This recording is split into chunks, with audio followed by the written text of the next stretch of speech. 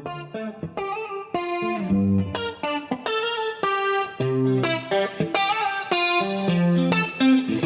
indescribable in every way. You search me out, now I'm caught up in your grace. I heard my name across the ocean. You pulled me closer, the current changed. You showed me life, a new horizon, a silver lining, a brand new day. And I might go, I can't find the words to say at all. You're higher than all my ways, and Lord, it's you who opened my eyes to see and poured out your heart for me. My God, you're indescribable in every way. You search me out, now I'm caught up in your grace. I just can't fathom it, I can't make sense of how your love so undeserving never ends. You give me freedom that leaves me breathless. My glimpse of heaven is off with you. Now there's no fighting this gracious rhythm. I lift my hands high in praise to you. And I might go, I can't find the words to say at all. You're higher than all my ways, and Lord, it's you who opened my eyes to see and poured out your heart for me. My God, you're indescribable in every way. You search me out, now I'm caught up in your grace. I just can't fathom it, I can't make sense of how your love so undeserving never ends. You're indescribable, ooh, ooh, ooh, so indescribable, ooh, ooh, ooh. You're indescribable, ooh, ooh, ooh, so indescribable, ooh, ooh, ooh.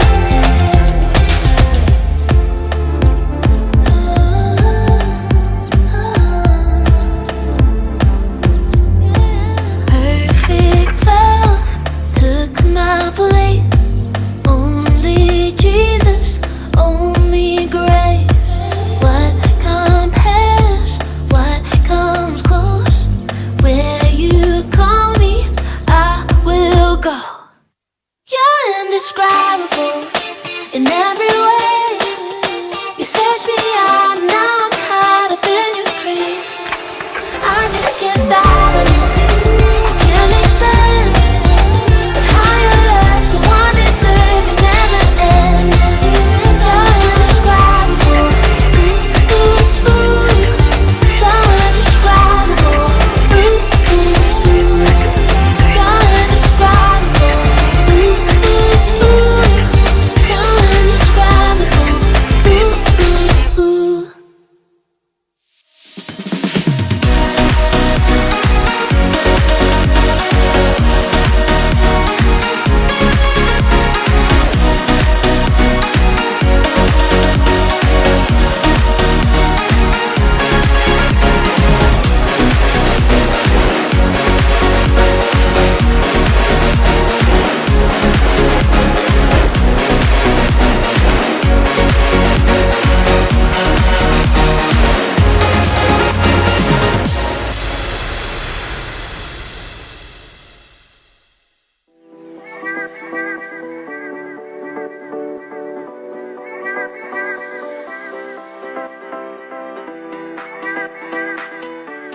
You ever think about stress? Like, we all have things that trigger us or set us off. Things that make us feel anxious or worried or irritated or even depressed. So 7th grade, I show up, I think this is gonna be a breeze, you know? I'm already a superstar athlete. I'm already headed to any league I want. And coach decides to start us out with a nice circuit run around the school. Now, for those of you who didn't go to my school, which is probably all of you, a circuit was just a nice short 1.8 mile loop around our building. So when coach said, hey, yep, we're gonna start with a nice 1.8 mile loop, and let me tell you, I did not like running at all. Started, It's okay, it's going okay. About a half mile in, I realized I couldn't breathe. And I was like, so I kept going, another quarter mile. Guys, I kid you not, I hid in the woods. I called my parents. I said, Mom, I can't do this. Soccer is just, I'm not made for this. God has something different for me. Soccer is not it. And I continued the season, but for the rest of the school year, I dreaded going to soccer practice after school every day. And you may not have had the same worries that I had when I was younger, but experiencing things that are uncomfortable, stressful, and even depressing is unfortunately a part of life for all of us. I mean, things like disagreements with a friend, having your saved information erased on a game. Man, I hate that. Ads you can't skip on YouTube. Like, it's the longest 15 seconds of our lives. Cleaning up the cat litter, dropping your phone on the concrete, you know, when you're like, waiting in line at amusement parks. Those are the kinds of things we'd rather all not have to deal with. Why?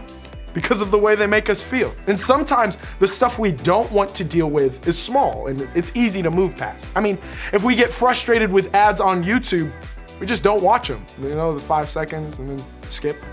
If we drop our phone, we just walk around with a broken screen for a while. If we really want to ride the roller coaster at the amusement park, we just wait in the long line. Problem solved, right? But sometimes the things we'd rather not have to face are bigger issues. These are the things that stress us out or upset us in ways so big that we just don't know how to deal with them. Things like the police showing up to our house because our parents are fighting again, a sibling struggling with drugs or alcohol, a friend lying to us over and over, feeling like we can't seem to get out of our depression, not being able to go on the trip at school because we're failing all of our classes, being dumped by our boyfriend or girlfriend, having to go back to school after a horrible rumor was spread about us on Insta, living through the coronavirus pandemic. These things are so much more painful. And because of that, they can make our feelings much more intense. And when we feel that deep depression, hurt, anxiety, fear, panic, pain, and shame, all of that, I think if we're honest, most of us don't know what to do with it. Maybe we try to do anything to not have to face it. We avoid it so we don't have to think about it or deal with the feelings or circumstances we're experiencing. Or maybe when we're experiencing these feelings, we do the exact opposite. We feel that deep depression and hurt and pain and anxiety to the point where those intense feelings feel like they take control over us. Maybe we don't try to avoid our feelings, but we don't really deal with our feelings either. We simply don't know what to do with what we feel, so we don't do anything at all. See, we all have different ways of dealing with what we feel. That's called coping. And coping is simply how we deal with the difficult circumstances, situations, or feelings in our lives. And there are usually two ways to deal or cope with what's happening in and around us: the helpful way or the unhelpful way. And helpful coping skills are so important. They give us ways to handle our emotions or process what we're dealing with so that we can not only feel better in the moment, but moving forward in the future too. Helpful coping skills are things we do that are good for us. They're healthy ways to deal with our feelings. So, what are these coping skills that can help us through difficult situations we face? Well, there are several. So I asked some of my friends what they're using. Here's what they say. When I'm stressed, I work out. For me, it's playing piano.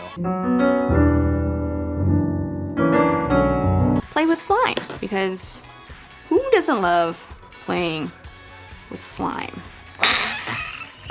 And it makes fart noises. For sure, journaling. I mean, I love all the words. Oh, for sure, candles. I call it candle therapy. Take long, deep breaths. Come on, try it with me.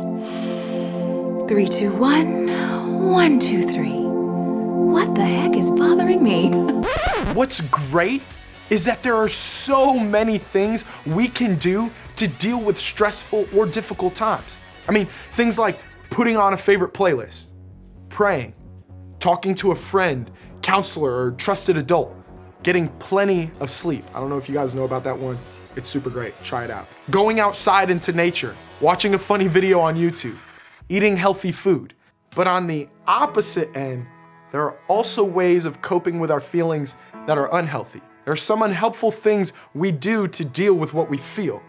They're the things we do to try to ignore or forget about or escape from what's happening in and around us. And these could be staying in bed for days at a time, binging Netflix or YouTube for hours when struggling, punching the wall or smashing things, turning to things like drugs and alcohol, cutting or harming ourselves physically, avoiding or shutting out the people who love and want to help us, spreading rumors or being disrespectful to take the attention off ourselves, picking fights with our friends or family just to get our anger out. Now, can I let you in on a little secret?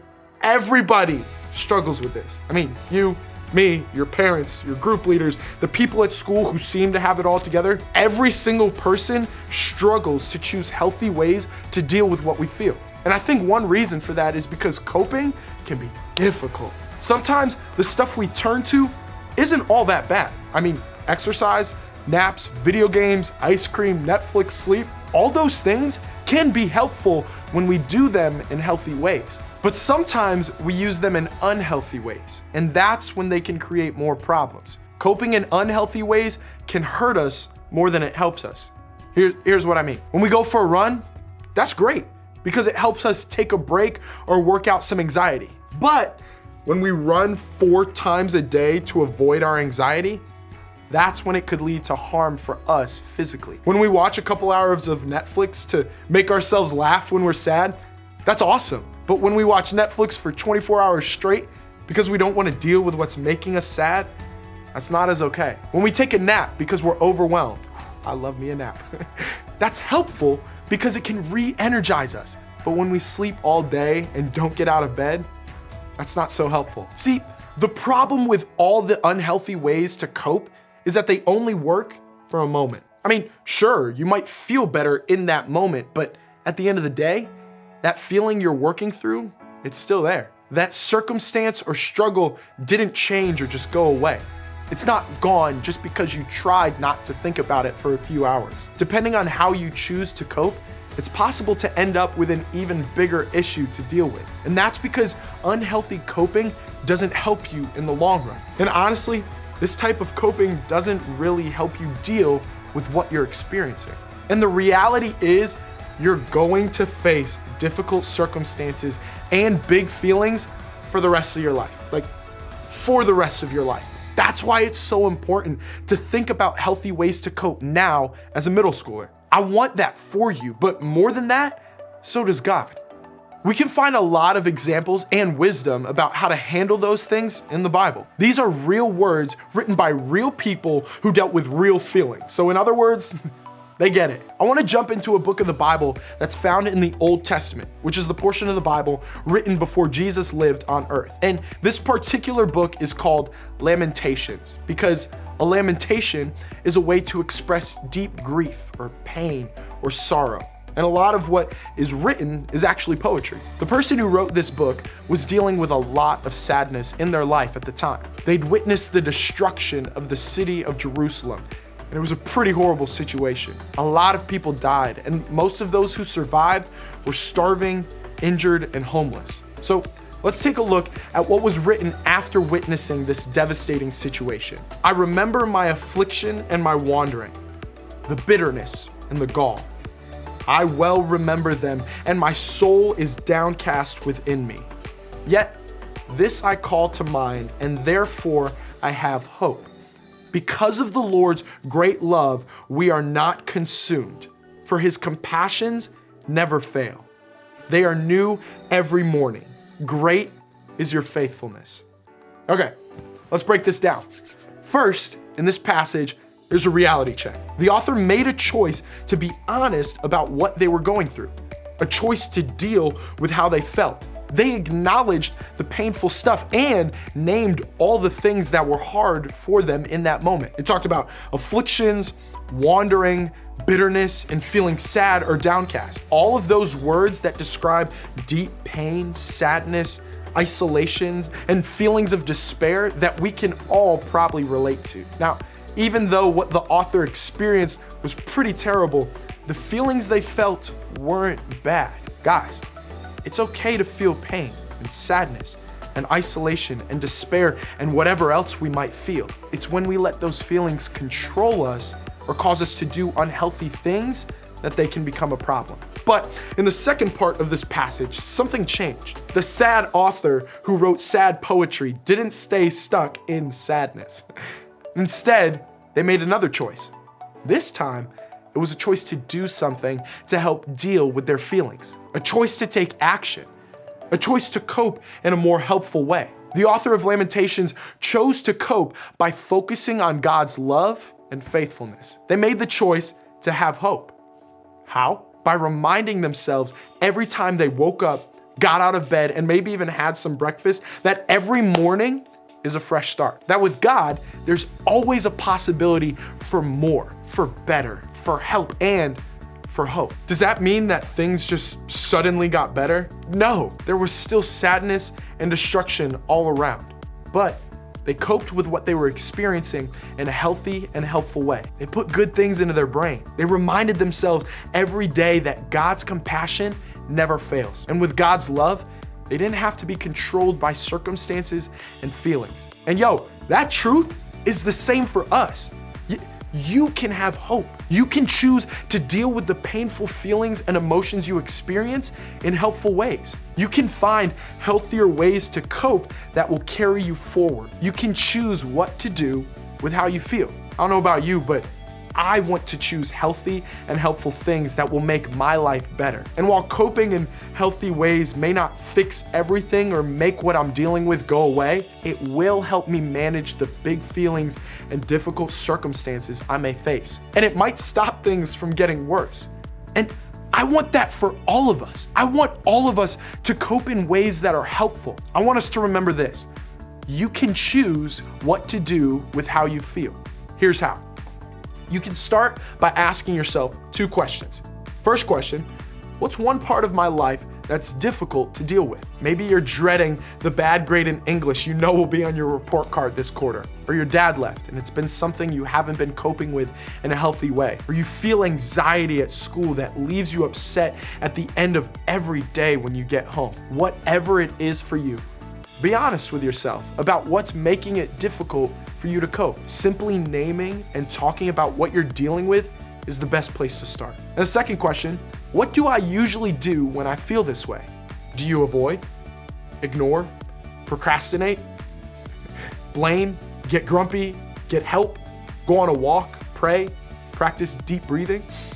What are your go-to coping skills? Are they helpful and healthy or not? Now, here's the encouraging part. You get to choose helpful ways to deal with what you feel. You have the power right now to change the way you cope for the better. So the next thing you can do, choose to change some patterns for the better. Instead of shutting down, talk to your group leader. Instead of binging Netflix, give yourself a time limit. Maybe take a 1-hour break from the assignment that's stressing you out instead of procrastinating for days. Set an alarm to remind you when the break time is over. Try listening to a worship playlist or writing down a prayer or looking up some verses in the Bible to help you shift your focus to what you know to be true about God and how He feels about you. Whatever it is, make just one small step forward toward a healthier way of coping. And remember, this isn't a one-time fix. Like the author of Lamentations said, you'll need God's help on the daily sometimes. So ask for it. Let that be one of your first steps to helpful coping. If you're struggling to know where to start, maybe begin where the writer of this scripture did. Shift your focus to what you know to be true about God and how He feels about you. When you find yourself facing overwhelming feelings or hard challenges, focus on God. Ask for His help. Remember what is true about how He feels about you. How does God feel about you? He loves you so much, exactly how He made you. He created you just the way you are. He gave you your abilities and things that you love. And He loves being your friend. Also promises that He's working for good in everything that you're going through, even if it's really, really hard. He says that He'll never leave you. He loves you too much to leave you. He's with you right now, and his heart is filled with love for you. He's your biggest fan. And this is what's true about your life. But when you're going through something hard, it can take up a lot of your brain space. So try to take over some of that space with these things that are true. That can be your first step toward healthy coping. Now, let me stop here and say that for some of you, this isn't so simple. Maybe the behaviors you're using to cope are more than just unhealthy. They're harmful. They're hurting you and leading you down a difficult path. Or maybe the coping skills you have are there for a reason, because your home is unsafe or unstable. Your circumstance just isn't good, and you need a place to go or a way to avoid it. If that's you, please know we want to help you through that. Talking to your group leader or a trusted adult who can help you deal with whatever you're facing is a way to start to get the help you need. Please know this is a safe place for you to do that. And remember, you can choose what to do with how you feel.